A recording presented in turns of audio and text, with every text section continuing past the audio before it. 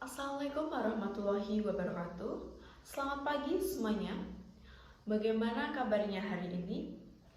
Alhamdulillah. Semoga kalian semua dalam keadaan sehat, semangat belajar, dan kemudahan dalam meraih cita-cita.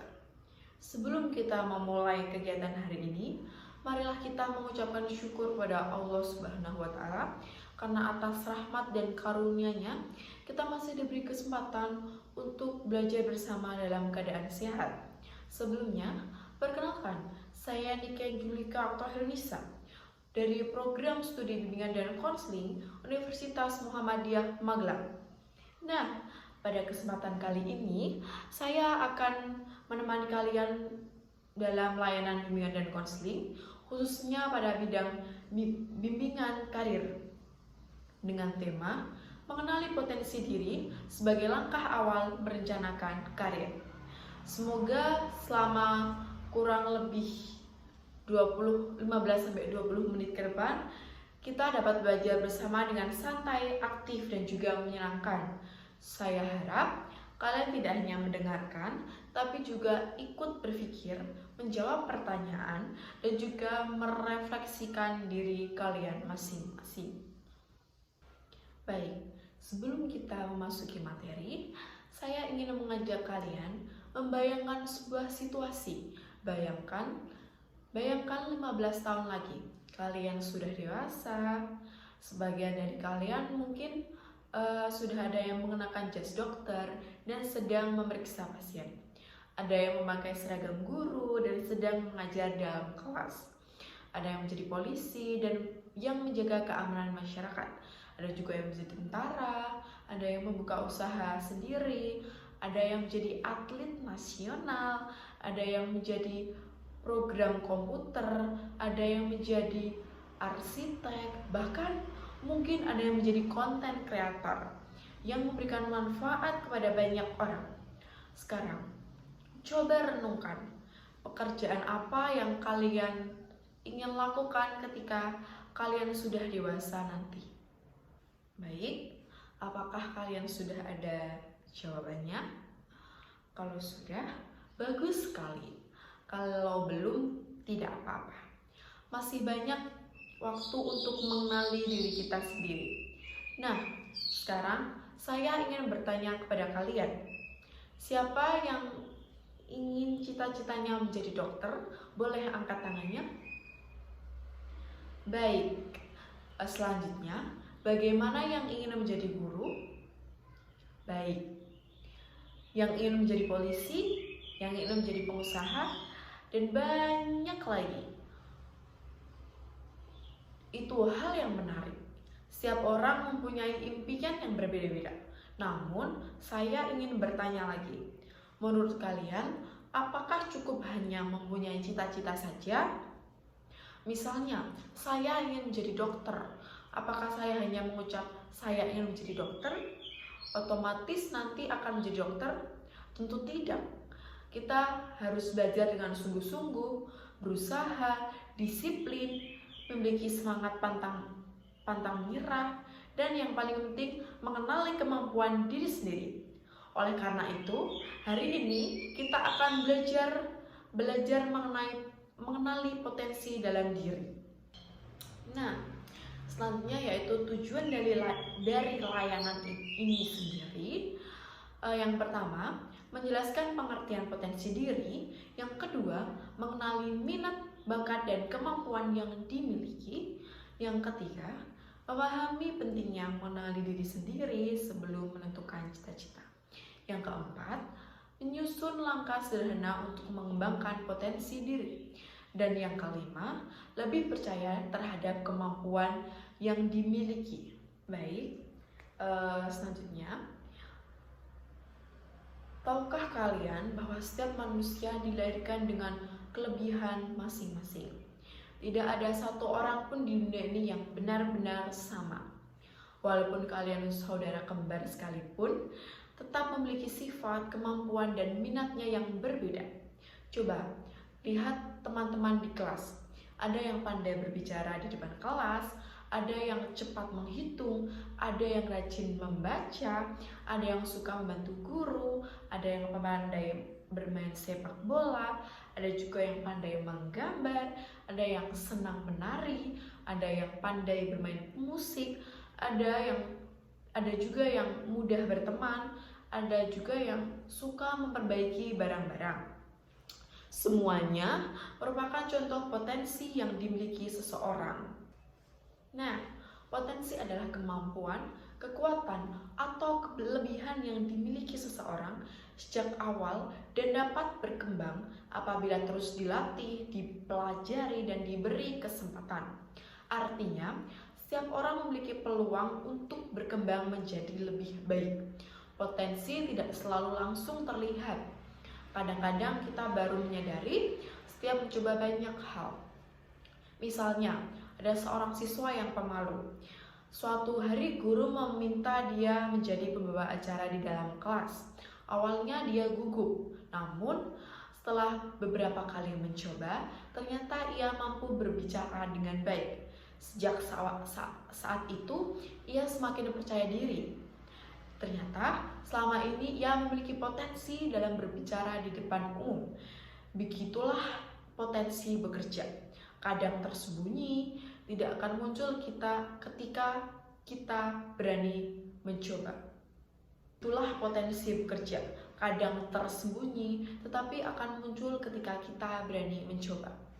Baik, selanjutnya saya akan mengilustrasikan potensi diri agar lebih mudah dipahami.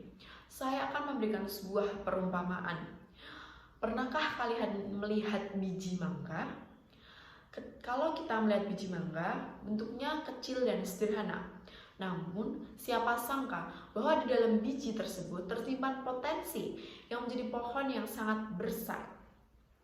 Pohon itu nantinya dapat menghasilkan buah yang banyak, memberikan keteduhan, bahkan bermanfaat bagi banyak orang. Tetapi, apakah pohon itu bisa tumbuh sendiri? Tentu tidak. Biji tersebut harus ditanam, disiram, diberi pupuk, dirawat. Begitu pula dengan diri kita. Potensi yang kita miliki tidak akan berkembang jika kita malas belajar, tidak mencoba hal baru, atau mudah menyerah. Sebaliknya, jika kita rajin belajar, mau melatih, menerima masukan dari guru dan orang tua, maka potensi akan terus berkembang menjadi kemampuan yang luar biasa. Jadi, mulai hari ini, jangan pernah mengatakan bahwa kalian tidak memiliki kelebihan, tetapi itu karena kalian belum menemukannya. Baik semuanya, setelah kita memahami bahwa setiap orang memiliki potensi yang berbeda-beda, sekarang kita akan membahas lebih dalam mengenai 3 bagian dari potensi diri, yaitu minat, bakat, dan kemampuan. Ketiga hal ini saling berhubungan dan saling penting untuk membantu kalian menentukan cita-cita maupun merencanakan karir di masa depan. Saya harap kalian menyimak dengan baik, karena mungkin setelah layanan ini selesai, kalian akan lebih mengenal diri kalian sendiri. Teman-teman semuanya, siapa di sini yang pernah merasa sangat senang melakukan suatu kegiatan sampai lupa waktu? Misalnya saat bermain bola, kalian tidak terasa bahwa kalian sudah bermain bola selama 2 jam. Atau ketika kalian menggambar, tiba-tiba sudah sore. Atau ketika kalian membaca komik, kalian begitu menikmati waktu sehingga tidak sadar bahwa waktu sudah berlalu. Nah, perasaan senang terhadap sesuatu, kegiatan seperti itulah yang disebut dengan minat. Minat adalah rasa suka, ketertarikan, dan keinginan seseorang terhadap suatu kegiatan sehingga ia merasa senang melakukannya. Kalau seseorang memiliki minat terhadap sesuatu, biasanya ia melakukan tanpa harus dipaksa. Misalnya, ada siswa yang suka membaca buku. Tanpa disuruh, ia akan datang ke perpustakaan ketika ada buku baru. Ia merasa perasaan penasaran dan ingin segera membacanya. Ada juga siswa yang sangat suka bermain sepak bola. Setiap pulang sekolah, ia langsung menuju lapangan untuk berlatih bersama teman-temannya. Ada yang senang masak bersama ibu di rumah, ada yang suka merawat tanaman, ada yang senang memperbaiki sepeda motor, ada pula yang senang membuat video dengan telepon genggam. Semua itu adalah contoh minat. Sekarang saya ingin bertanya kepada kalian semua. Silakan pikirkan dalam hati, apa kegiatan yang paling kalian sukai? Apakah bermain olahraga, menggambar, menyanyi, menulis cerita, memasak, mengedit video, atau mungkin kalian senang membantu orang tua berjualan? Di sini tidak ada jawaban yang salah, karena setiap orang memiliki minat yang berbeda. Justru perbedaan inilah yang membuat setiap manusia menjadi unik. Nah, kalau kalian perlu tahu, minat itu dapat berubah. Saat SD, mungkin kalian sangat suka menggambar. Saat SMP, mungkin kalian memiliki ketertarikan dalam bermain komputer. Saat SMA, mungkin kalian memiliki ketertarikan dalam dunia bisnis. Hal tersebut adalah sangat wajar. Mengapa bisa berubah? Karena kita terus bertambah usia, bertambah pengalaman, bertambah ilmu, dan bertemu banyak orang. Oleh sebab itu, jangan takut mencoba pengalaman baru. Semakin banyak pengalaman yang kalian miliki, semakin kalian mengenal diri sendiri. Sekarang kita masuki pembahasan kedua, yaitu bakat. Menurut kalian, apa itu bakat? Nah, bakat adalah kemampuan alami yang dimiliki seseorang sehingga ia lebih mudah mempelajari suatu bidang dibandingkan orang lain. Misalnya, ada siswa yang beberapa kali latihan menyanyi, tapi ia sudah memiliki suara yang merdu. Ada yang baru belajar menggambar, tapi hasilnya sudah sangat bagus. Ada yang cepat memahami pelajaran matematika, ada yang pandai belajar berbicara di depan orang lain, ada yang pandai menghafal materi. Itulah yang disebut bakat. Namun, saya ingin mengingatkan sesuatu yang sangat penting. Bakat bukanlah jaminan kesuksesan. Mengapa? Karena bakat tanpa latihan tidak akan berkembang. Misalnya, ada anak yang berbakat bermain sepak bola. Kalau ia malas latihan, tidak menjaga kesehatan, dan tidak disiplin, apakah ia akan menjadi pemain profesional? Tentu tidak. Sebaliknya, ada anak yang awalnya biasa saja, tapi ia rajin berlatih setiap hari, ia mau belajar dari pelatih, ia tidak mudah menyerah ketika kalah, lama-kelamaan kemampuannya meningkat, dan bahkan bisa menjadi juara. Artinya, usaha jauh lebih penting daripada hanya mengandalkan bakat saja. Selanjutnya saya akan menjelaskan tentang kemampuan. Apa sih kemampuan itu? Kemampuan adalah keterampilan yang kita peroleh melalui proses belajar dan latihan. Kalau bakat biasanya sudah ada sejak awal, maka kemampuan bisa dimiliki oleh siapa saja. Misalnya belajar mengetik, belajar menggunakan komputer, belajar berbicara di depan kelas, belajar membuat presentasi, belajar memasak, belajar menjahit, belajar mengedit video. Semua itu adalah kemampuan yang dapat dipelajari. Oleh karena itu, jangan pernah berkata, "Saya tidak bisa." Ubah menjadi "Saya belum bisa, tapi saya akan belajar."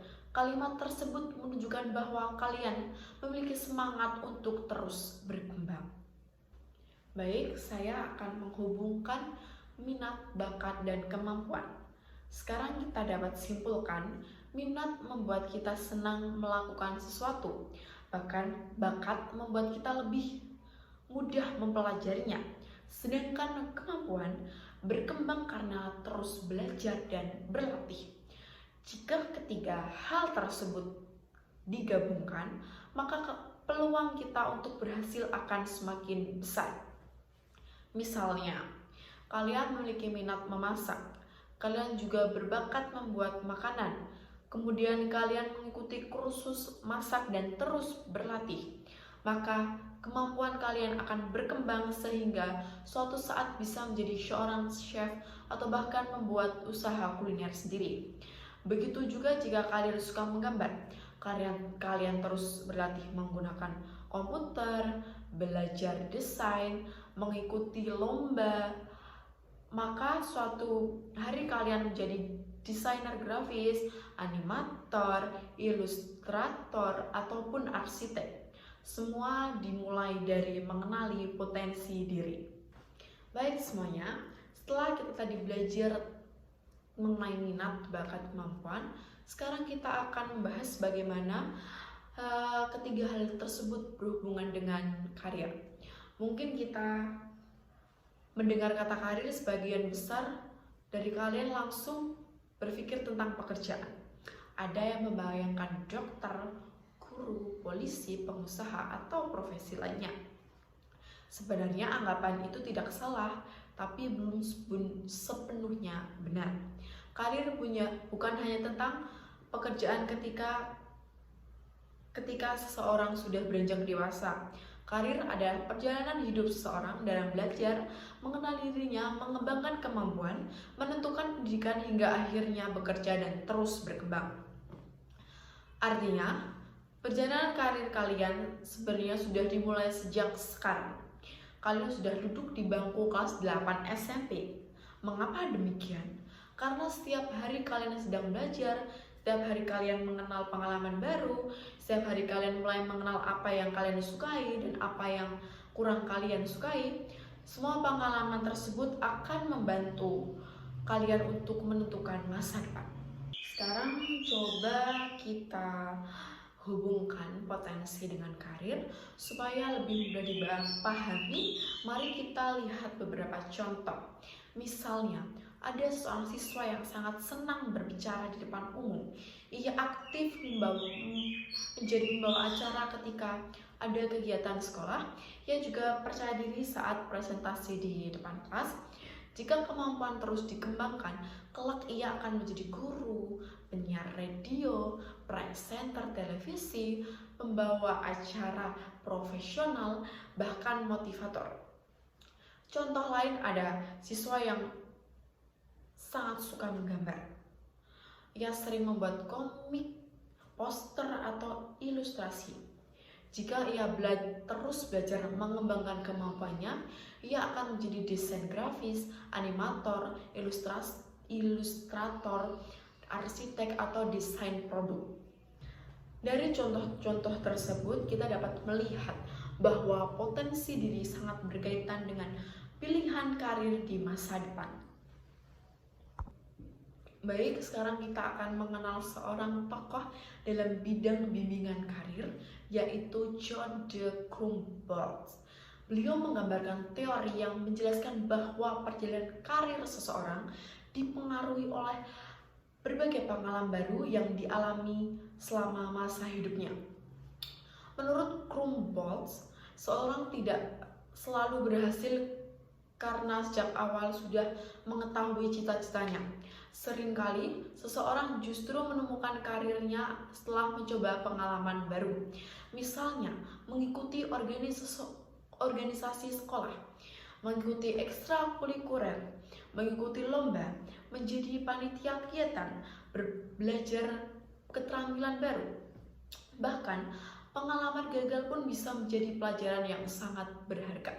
Oleh karena itu, Krumboltz menyarankan agar kita berani mencoba berbagai kegiatan positif. Semakin banyak pengalaman yang kita miliki, semakin besar kesempatan kita menemukan potensi yang selama ini belum kita sadari. Jadi, jangan takut mencoba hal baru, karena pengalaman adalah guru terbaik. Baik, kita sudah ada di penghujung layanan. Sebelum kita mengakhiri layanan ini, mari kita simpulkan bersama. Hari ini kita belajar bahwa yang pertama, setiap manusia memiliki potensi yang berbeda-beda. Yang kedua, potensi diri terdiri dari minat, bakat, dan kemampuan. Yang ketiga, potensi akan berkembang apabila terus dilatih dan diberi kesempatan. Yang keempat, mengenali potensi diri membantu kita menentukan cita-cita dan merencanakan karir. Yang kelima, menurut John D. Krumboltz, pengalaman belajar dan keberanian mencoba berbagai kegiatan positif sangat berpengaruh terhadap perkembangan karir seseorang. Dan yang keenam, jangan pernah takut mencoba, jangan mudah menyerah, dan jangan malu untuk terus belajar. Terima kasih karena sudah mengikuti layanan bimbingan dan konseling hari ini dengan baik. Saya berharap setelah melakukan kegiatan ini, kalian menjadi lebih mengenal diri sendiri, mulai menghargai setiap kelebihan yang kalian miliki.